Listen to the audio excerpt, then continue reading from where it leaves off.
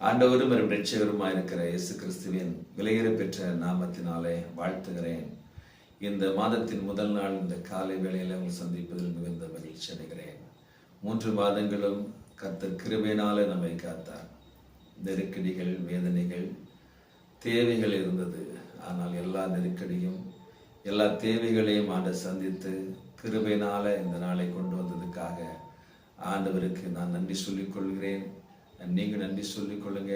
இந்த புதிய மாதத்தில் புதிய வாக்குத்தத்தத்தோடு கூட இந்த நாளை ஆரம்பிப்போம். உபாகம புஸ்தகம் 13ஆம் அதிகாரம் 18வது வசனம். கர்த்தர் தமது கோபத்தின் உக்கிரகத்தை விட்டு திரும்பி உனக்கு தயவு செய்து உனக்கு இறங்கி அவர் உன் பிதாக்களுக்கு ஆணையிட்டபடி உன்னை விருத்தி அடைய பண்ணுவார்.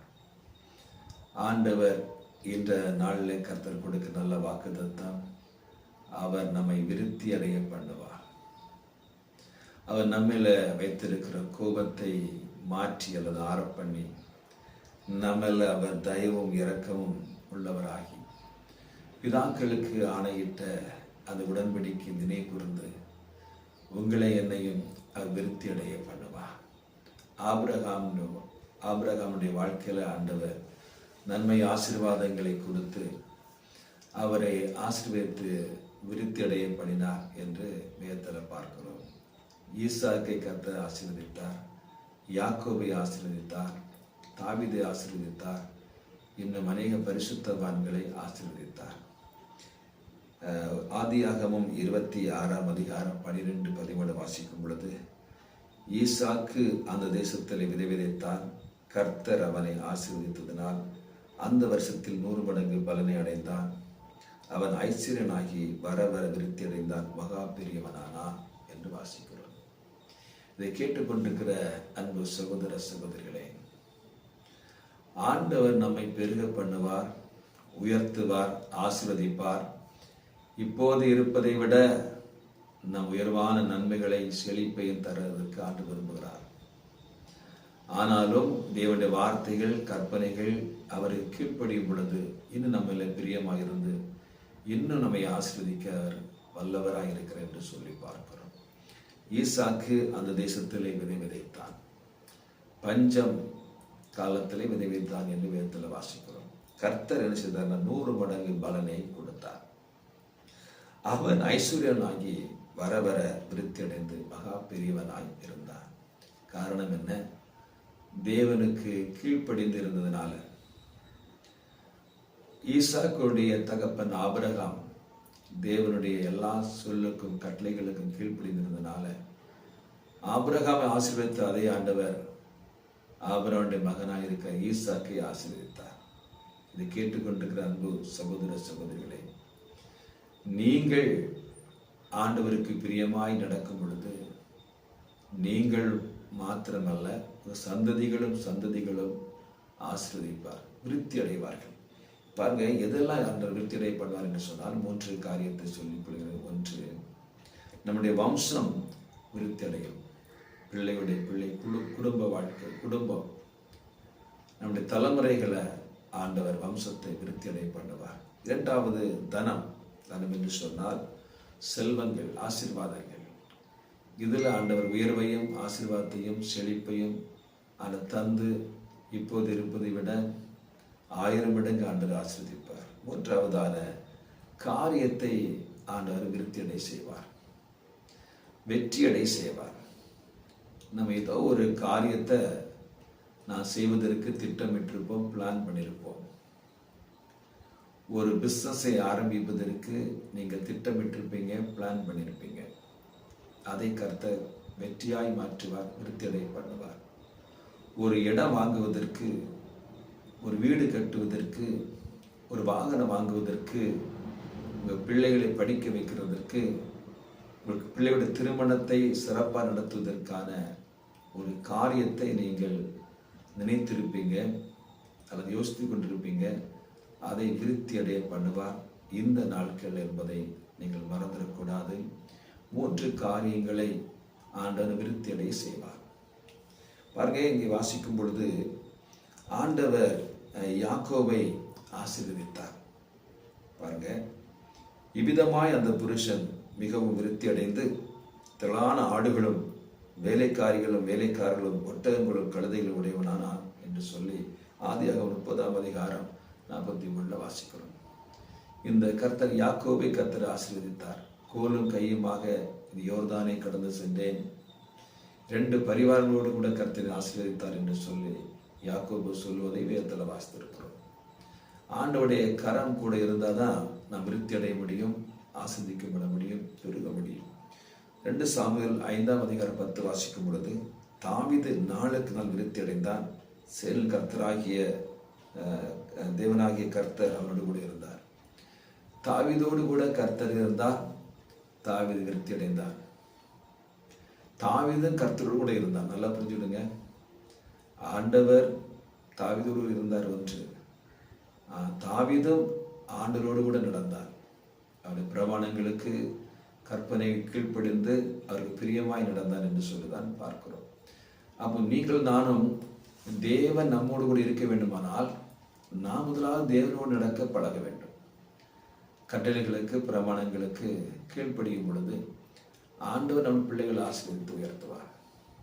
இன்னைக்கு விருத்தி அடையலை, அல்லது நான் இப்படி தான் இருக்கிறேன், எத்தனை ஆண்டுகள் வருஷங்களாக இந்த தேவனை ஆராய்ந்து கொண்டிருக்கிறேனே என்று சொல்லி ஒருவேளை நீங்கள் யோசித்து கொண்டிருக்க, நிச்சயமாய் கர்த்தர் உங்களை விருத்தி அடைய பண்ணுவார் என்பதை நீங்களும் மறந்துடக்கூடாது. பாருங்க, என் 3 காரியங்களை சொல்லிக் கொள்கிறேன். என்னென்ன காரியங்கள் நாம் செய்தால் நம்ம ஆசீர்வாதங்களை பெற்றுக்கொள்ளலாம் அல்லது உயர்வை பெற்றுக்கொள்ளலாம். பாருங்க, ஒவ்வொரு வாக்குத்தத்தத்துக்கு பின்னாலேயும் அது முன்னாலேயும் வாசித்து பாருங்க, சில கண்டிஷன்ஸ் இருக்கும், சில காரியங்கள் இருக்கும். இப்படியெல்லாம் நடந்தால் என்ன செய்ய நாம் விருத்தி அடைய பண்ணுவேன். முதலாவது காரியம், நாம் தேவனை சேவிக்கும் பொழுது, ஆராதிக்கும் பொழுது நாம் விருத்தி அடைவோம். யாத்ரா புஸ்தகத்தில் வாசிக்கும் பொழுது, யாத்ராகமம் பாருங்க 23ஆம் அதிகாரம் அது 25லிருந்து 30 வாசித்து பார்த்தீங்கன்னா ஒரு சில வசனங்களை மாத்திரம் வாசிக்கிறேன், கேளுங்க. உங்கள் தேவனாய் கர்த்தரை செவிக்க கிடைவீர்கள், அவர் உன் அப்பத்தையும் உன் தண்ணீரை ஆசீர்வதித்து வியாதியை உன்னிலிருந்து விலக்குவேன், கற்பம் விழுகிறதும் மலடு தேசத்திலும் இருப்பதில்லை, உன் ஆயுசு நாட்கள் பூர்ணப்படுத்துவேன். பாருங்க, ஆராதிக்கிற பிள்ளைகளுக்கு வர ஆசீர்வாதங்கள். அப்பத்துக்கும் தண்ணீருக்கும் குறைவில்லை.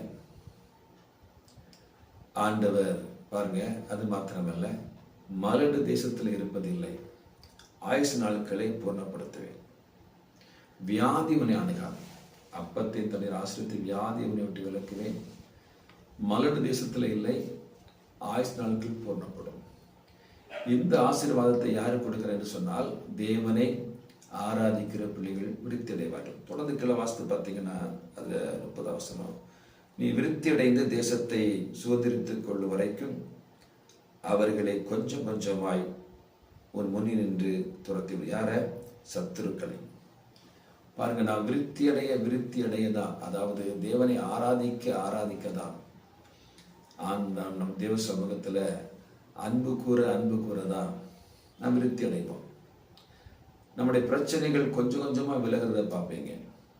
நீங்க முதலாக தேவனை ஆராதிக்க வந்த நாட்களையும் இந்த நாட்களையும் சிந்தித்து பாருங்க. ஆரம்ப நாட்கள்ல மிகுந்த நெருக்கத்தோடு அல்லது தேவையோடு அல்லது சத்துருடைய போராட்டத்தோடு கூட ஒருவேளை தேவனை ஆராதிக்க வந்திருக்கலாம். நீங்க தேவனை ஆராதிக்க அப்பத்துக்கும் தண்ணீருக்கும் ஆசீர்வாதத்தை கொடுத்து வியாதியை விலக்கி தேசத்துல நம்ம பெருக பண்ணி நம்மளை அவர் ஆசீர்வதித்துக் கொண்டே வருகிறார். வேதம் சொல்கிறது, அவர் கொஞ்சம் கொஞ்சமாய் சத்துருவை உன்னிலிருந்து அகற்றுவேன் என்று சொல்லி. பிரச்சனை உடனே தீர்வதில்லை. நான் வந்து தேவனை ஆராதித்தேன், சபைக்கெல்லாம் வந்த பிரதர், நீங்க சொன்ன உடனே வந்துட்டேன், சரி நல்லதுதான். என்ன பிரச்சனை தீரலையே பிரதர், பசு தீரலையேன்னு சொன்னால் அது கொஞ்சம் கொஞ்சமாய் மாற்றுவார். நீ தேவனை தொடர்ந்து நீ ஆராதிக்க வேண்டும், சபைகளுக்கு தொடர்ந்து நீ கடந்து வர வேண்டும், வேதத்தை தொடர்ந்து வாசிங்க, தொடர்ந்து ஜெபிங்க, ஆண்டவருக்காய் ஊழியம் செய்யுங்க, அவர் காரியங்களை செய்து கொண்டே இருங்க, உங்க பிரச்சனை தீர்ந்து கொண்டே இருக்கும். என் வாழ்க்கை நான் சொல்ல முடியும், நான் தேவனை தேடி வந்த நாட்களில் மிகுந்த உத்தரவும் நெருக்கமும் அநேக போராட்டங்களோடு தான் வந்தேன். உடனடியாக என் வாழ்க்கையில் அந்த போராட்டங்கள் நீங்கல. கிட்டத்தட்ட 7 ஆண்டுகள் இருந்தது. 7 ஆண்டுகள் அந்த நெருக்கத்தோடு பாடுகளோடு கூட தான் நான் தேவனை சேவித்து கொண்டு ஆராய்த்து கொண்டு வந்தேன். சோர்ந்து போகவே இல்லை. அவர் கொஞ்சம் கொஞ்சமாக என்னுடைய வாழ்க்கையிலிருந்து பிரச்சனைகளை ஒவ்வொன்றாய் கலத்தி விட்டுட்டே இருந்தார். ஒரு எல்லை வரும் பொழுது பரிபூர்ணமாய் விருத்தி அடைவதற்கு ஆண்டவர் உதவி செய்தார். இதை பார்த்து கொண்டு அன்பு சகோதர சகோதரியை, ஆண்டவர் நம்மை விருத்தி அடைய பண்ண வேண்டுமானால் முதலாவது சொல்லப்பட்ட வேத வசனத்தின்படியாக ஆராதிக்கிற பிள்ளைகளுக்கு அப்பத்தையும் தண்ணீரை ஆசீர்வதித்து வியாதியை விலக்குவாராம். மலடு உங்க குடும்பங்களில் இருப்பதில்லை. ஆயுஷ் நாட்களை பூர்ணப்படுத்துவேன். அப்படியே நீ வாசித்து வந்தீங்கன்னா பாருங்க, சத்துருக்களை கொஞ்சம் கொஞ்சமாக உன்னிலிருந்து புறப்பட்டு பண்ணுவேன், விலக்குவேன், உன்னை விருத்தி அடைய பண்ணுவேன் என்று சொல்லி. அப்படி என்றால் கவனிக்கணும், உடனடியாக நம்ம பிரச்சனை தீர்ந்துடாது. இதை பார்த்து கொண்டிருக்கிற அன்பு சகோதர சகோதரியே, இந்த வாக்குத்தத்தம் கிடைத்து விட்டது, பிரச்சனை தீர்ந்துடுமா? இல்லை, கொஞ்சம் கொஞ்சமாக நம்மை விட்டு அகற்ற. ஏனென்றால் ஆண்டவரோடு கூட நீங்கள் பற்றி கொள்ள வேண்டும், ஆண்டவரோடு நடக்க வேண்டும். பாருங்க, அவரை ஆராதிக்க ஆராதிக்க, தேவனை மகிமைப்படுத்த பிரச்சனைகள் கொஞ்சம் கொஞ்சமாய் மாறும். வனாந்தரத்தில் தாவீது ஆண்டவரை ஆராதித்து கொண்டிருந்தான் என்று வேதத்தில் வாசிக்கிறோம். பிரச்சனை தீர்ந்துதான்? இல்லை, அவன் வனாந்தரத்தில் தான் இருந்தான். சகோதரர்கள்லாம் இராணுவத்தில் அதிகாரிகளாக இருந்தார்கள். அவனோ கொஞ்சம் ஆடுகளை மேய்த்து கொண்டு வனாந்தரத்தில் தான் இருந்தான். ஆனால் வனாந்தரத்திலையும் தேவனை துதித்து பாடி ஆராதித்த இசைகளை மீட்டு தேவனை கனப்படுத்தி மகிமைப்படுத்தி கொண்டிருந்தார். ஒரு நாள் அவனுடைய பிரச்சனைகளை முழுமையாய் மாற்றி இஸ்ரேல் ராஜாவாக ஆண்டவர் ஏற்படுத்தினார் என்று வேதத்தில் வாசிக்கிறோம். பாருங்க, இரண்டாவதாக நான் விருத்தியடைய செய்ய வேண்டிய காரியம் பாருங்க. இரண்டாவது காரியத்தை வாசிக்கிறேன். நல்லது. உபாகம புஸ்தகம் 6ஆம் அதிகாரம் 1 வாசிக்கும் பொழுது, நீ உன் தேவனாய் கர்த்தருக்கு பயந்து உயிரோடு இருக்கும் நாளெல்லாம் நீயும் உன் குமாரனும் உன் குமாரத்தையும் நான் உனக்கு விதிக்கிற அவருடைய எல்லா கற்பனைகளையும் கட்டளைகளையும் கை கொள்வதனாலே உன் வாழ்நாள் நீடித்திருக்கும்படிக்கு. பாருங்க, இரண்டாவது, நீங்களோ அல்லது நானும், நீங்களோ உங்க பிள்ளைகளும் நானும் என் பிள்ளைகளும் அதை கற்பனையின் கட்டளையின்படியாக கீழ்ப்படிந்து அதை விசுவாசித்து அதை கை கொண்டு வந்தால் ஆண்டவர் நினைச்சுவாரு விருத்தி அடைய பண்ண நம்ம சந்ததிகள் விருத்தி அடைவாங்க, வம்சம் விருத்தி அடையும். நான் மாத்திரமல்ல, நம்முடைய பிள்ளைகளும் ஆசீர்வாதமாக இருப்பாங்க. நீங்கள் மாத்திரமல்ல, உங்க பிள்ளைகளும் உங்க பிள்ளைகளுக்கு பிள்ளை வம்சம் ஆசீர்வாதமாக இருக்க வேண்டுமானால் அப்படி பிரமாணங்களை நீ கைக்கொள்ளணும், வேத வசனங்களை கைக்கொள்ளணும், வார்த்தைகளை வாசிக்கணும், யோசிக்கணும், தியானிக்கணும். கீழ்ப்படியும் பொழுதுதான் அந்த ஆசீர்வாத நன்மைகள் நம்முடைய வாழ்க்கையில சந்ததியாக கர்த்தர் தந்து நம்மை பெருக பண்ணுகிற தேவன். பாருங்க, நம்மை குறுக பண்ணுகிற தேவன் அல்ல. இந்த காலை வேளை இந்த வார்த்தை கேட்டு அன்பு சகோதரி சகோதரியே, நீ குறுகி போக வேண்டும் விரும்புறதில்லை, நீ பெருக வேண்டும் என்று, நீ விருத்தி அடைய வேண்டும் என்று சொல்லி, வம்சம் விருத்தி அடைய வேண்டும். தனம், அதாவது செல்வங்கள், பாருங்க, ஈசாக்கு செல்வங்கள் விருத்தி அடைந்தது, ஆபிரகாம் செல்வங்கள் விருத்தி அடைந்தது, பெரிய ஐஸ்வர்யவானாக இருந்தார், தனவானாக இருந்தார் சொல்லி பார்க்கிறோம். நம்முடைய செல்வங்கள் விருத்தி அடைய வேண்டுமானால் அது கற்பனைகளை கை கொள்ள வேண்டும், இடைவிடா தேவனை ஆராதிக்க வேண்டும். இப்படி செய்து வரும் பொழுது இந்த வாழ்க்கையில எனது செழிப்பை, ஆசீர்வாதத்தை, மகிமையும் மாத்திரமல்ல ஒரு உயர்வையும் பெற்றுக்கொள்ள முடியும். கடைசியாக பாருங்க, ஆண்டவரை பெற்றுக்கொள்ள வேண்டும். பாருங்க, கொலோசியர் புஸ்தகம் 1ஆம் அதிகாரம் 10 வாசிக்கும் பொழுது, சகலவித நற்கிரிகளுமாகிய கனிகளை தந்து தேவனை அறிகிற அறிவில் விருத்தி அடைந்து கர்த்தருக்கு பிரியமுண்டாக அவருக்கு பாத்திரமாய் நடந்து கொள்ளுங்க. அவரை அறிகிற அறிவில் விருத்தி அடைந்து அவருக்கு பாத்திரமாய் நடந்து கொள்ள வேண்டும். தேவனுக்கு பிரியமான ஒரு வாழ்க்கையை வாழ அர்ப்பணித்து பாருங்க. ஆண்டவர் உங்களை வாளாக்காமல் தலையாக்குவார், கீழாக்காமல் மேலாக்குவார். சகல ஆசீர்வாதங்கள் நன்மைகளை தந்து விருத்தியடைய பண்ணுகிற நம்முடைய ஆண்டவர் என்பதை இந்த காலை வேளையில புரிந்து கொள்ளுங்க.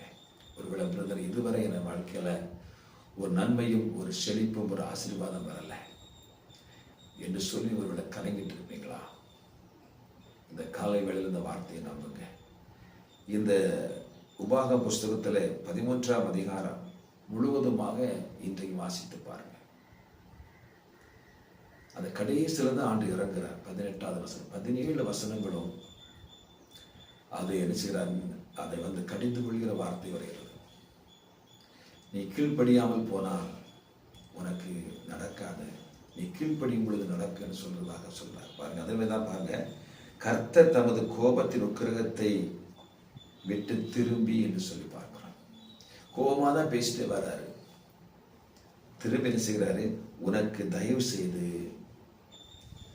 உனக்கு இறங்கி அவர் பிதாக்களுக்கு ஆணையிட்டபடி உன்னை திருப்தியடைய பண்ணுவார். பாருங்க, அவர் என்ன செய்யறாருன்னா அந்த உக்கிரகத்தை விட்டு திரும்பி தேவ ஜனங்களை இதை கேட்டுக்கொண்டு அன்பு சகோதர சகோதரியே, சில ஜனங்கள் தேவனுக்கு விரோதம் முறுமுறுத்து கொண்டே இருந்தார்கள். இன்றைக்கு நீங்கள் நானும் இருக்கிறது போல இன்றைக்கும் நமக்கு சில விஷயங்கள் கிடைக்கலன்னா உடனடியாக நம்ம என்ன செய்ய மாட்டோம்? ஆண்டவரை விசுவாசிகள் முறுமுறுக்கிறோம். ஆண்டவரை எத்தனை நாள் ஆராதிக்கிறேன், எவ்வளவு நாள் ஜெபிக்கிறேன், நான் கை கொண்டு வாழ்கிறேனே, என் வாழ்க்கை நன்மை இல்லை என்று சொல்லி நினைச்சுக்கிறேங்க. புலம்பிக்கிட்டே இருக்கிறீங்க, கேட்டுக்கிட்டே இருக்கிறீங்க. பாருங்க, நீங்கள் எப்பொழுது தேவ சமூகத்தில் கீழ்ப்படிய ஆரம்பிக்கும் பொழுது ஆசீர்வதிக்க ஆரம்பிப்பார். பாருங்க, அந்த உக்கிரகத்தை விட்டு திரும்பி என்ன செய்கிறார்னா அவர் தயவு செய்கிறார், தயவு காட்டுகிறார், நம்மளை இறக்க வைக்கிறார். அது மாத்திரமல்ல, நம் பிதாக்களுக்கு இட்ட ஆணையை நிறைவேற்றும்படியாக உன்னை விருத்தியடைய பண்ணுவார் என்று சொல்லி ஆபிரகாமுக்கு இட்ட அந்த வாக்கு தத்தத்தை அல்லது சொன்ன உடன்படிக்கையை நிறைவேற்ற வல்லவராக இருக்கிறார். இதை கேட்டுக்கொண்டு அன்பு சகோதர சகோதரியே, 3 மாதங்கள் கிருபையாய் நடத்தினார். இந்த 4வது மாதத்தில் முதல் நாளில் ஆண்டவர் நம்மோடு கூட பேசிக் கொண்டிருக்கிறார். ஒரு எதில் நிவர்த்தி அடையிலையோ நிவர்த்தி அடைய பண்ணுவார். உங்கள் வம்சம் இந்த தேசத்தில் பலுகி பெருகி ஆசீர்வாதமாக இருப்பாங்க. தனத்தில் செல்வத்தில் நீங்கள் செழிப்பாக இருப்பீங்க. 3, நீங்கள் நினைக்கிற காரியங்களில் பாருங்க, 3வது காரியத்தை வாய்க்க பண்ணுவார். ஏதோ ஒரு காரியத்தை இன்னைக்கு யோசித்து அதை செய்யலாமா செய்யக்கூடாதா, செய்தால் வெற்றி உண்டா என்று சொல்லி யோசித்துருப்பீங்களா? இன்றைக்கு நீங்கள் காரியத்தை நடப்பீங்க. உங்கள் காரியத்தை வாய்க்க பண்ணுவார். நான் உங்களுக்கு ஆரம்பிச்சுக்கிறேன். கண்களை வடி ஜெபிப்போமா? அதிகமாக நேசிக்கிற பரலோக பிதாவே, மனமகிழ்ச்சியான இந்த காலை வேளைக்காய் கர்த்தரை ஸ்தோத்திரிக்கிறோம். காலைதோறும் புதிய கிருபைகளை கொடுக்கிறீங்க. ஆண்டவரே ஸ்தோத்திரப்பா, நான் உன்னை விருத்தி அடைய பண்ணுவேன் என்று சொல்லி ஆண்டவர் பிதாக்களுக்கு சொன்ன ஆணையை நிறைவேற்றும்படியாக ஆண்டவர் சொன்ன வார்த்தையை நீங்கள் தியானித்தோம். ஆண்டவரே, இன்றைக்கும் ஆண்டவரே, பொருளாதாரத்தில் விருத்தி அடையாதபடிக்கு ஆண்டவரை மிகுந்த வேதனையோடு கூட இருக்கிற அருமையான இந்த குடும்பத்திற்கு, அருமையான மகனுக்கு ஒரு ஆசீர்வாத நன்மைகளை கொடுத்து இந்த காரியத்தை வாய்க்க பண்ணி விருத்தி அடைய பண்ணுங்க ராஜா. கர்த்தர் அப்படி செய்வதற்காக ஸ்தோத்திரம். சந்ததிகள் ஆசீர்வாதமாக இருக்கட்டும், விருத்தி அடையும்படியாக செபிக்கிறோம். ஆண்டவரே, செல்வங்களை கொடுங்க, காரியங்களை வெற்றி கொடுங்க. கர்த்தர் அப்படி செய்யப்படுற கிருபைகளுக்காக ஸ்தோத்திரம். ஆண்டவரே, ஆண்டவரை ஆராதிக்கிற பிள்ளைகளுக்கு கொடுக்கிற ஆசீர்வாதங்களை பார்த்தோம். ஆராதிக்கிற பிள்ளைகளிட்ட விட்டு அந்த சத்துருக்களை கொஞ்சம் கொஞ்சமாய் துரத்தி விருத்தி அடைய பண்ணுகிற தேவன். அப்படியே ஆண்டவரை சமூகத்தில் ஆண்டவரை பார்த்து கொண்டிருக்கிற ஒவ்வொருவரும் உமை இடைவிடாத ஆராதிக்கிற பிள்ளைகளாய் மாற்றப்படுகிற கிருபைகளுக்காக ஸ்தோத்திரம். கற்பனைகளையும் கட்டளைகளையும் கீழ்ப்படுகிற பிள்ளைகளை விருத்தியடைய பண்ணுவேன்னு சொன்னீங்க ஆண்டவரை. அப்படியே ஆண்டவரை நாங்களும் உன்னுடைய கட்டளை பிரமாணங்களை கீழ்ப்படிந்து ஆண்டவரை ஒரு சாட்சியாக வாழ உதவி செய்கிறவைகளுக்காக ஸ்தோத்திரம். ஆண்டவரை 1வதாக ஆண்டவரை ஸ்தோத்திரம். அப்பாவை அறிகிற அறிவில் நாங்கள் வளரணும். அப்பா, நான் எப்பொழுதும் அறிந்து கொள்ள உதவி செய்யும்படியாக செல்கிறேன். கேட்ட வார்த்தையின்படியாக எங்களை ஆசிரியர் கிருபைகளுக்காக ஸ்தோத்திரம். இதை கேட்டுக்கொண்டிருக்கிற ஒவ்வொரு குடும்பத்தையும் பிள்ளைகளை ஆசீர்வதிங்க. பலவீனமாக இருக்கிறவர்களுக்கு பலவீனத்தை மாற்றுங்க. சாபங்கள் நீங்கட்டும், கஷ்டங்கள் நீங்கட்டும், தரித்திரம் நீங்கட்டும். செல்வங்கள் ஆசீர்வாதங்களை கொடுத்து ஆசீர்வாத கிருபைகளுக்காக ஸ்தோத்திரம். என் தேவன் அப்படி செய்கிறாக இயேசு கிறிஸ்துவின் ஏற்பட்ட நாமத்தில் ஜெபிக்கிறேன் பிதாவே. ஆமென், ஆமென். God bless you.